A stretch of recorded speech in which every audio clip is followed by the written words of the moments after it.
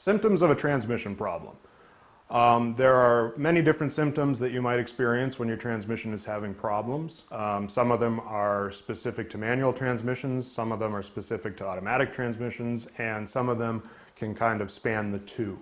A common problem in manual transmissions is that the synchro meshes can wear out, and what will happen is that between gear changes you can get a grinding, or the gear may not stay in.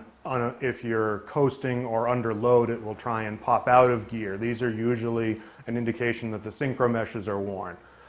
You might be getting excessive gear noise or difficulty shifting, and that can often indicate that either you are due for a fluid change or the fluid level itself is too low. If that situation is not dealt with, ultimately you can damage the transmission, and then it will require a complete overhaul. In the case of automatic transmissions, you can experience similar issues where if you're getting excessive gear noise coming from the transmission, there's a likelihood that the fluid is either low or contaminated and it's ready for a service. If the transmission is slipping, then it could be related to the fluid. It could also be a problem with the clutch bands. They might be excessively worn or out of adjustment, so they're not able to engage the gear properly.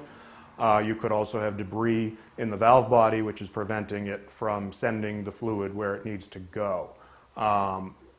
Lastly, with an automatic transmission, if the fluid is burnt, you can actually smell a burnt smell if you pull the dipstick out and smell the fluid.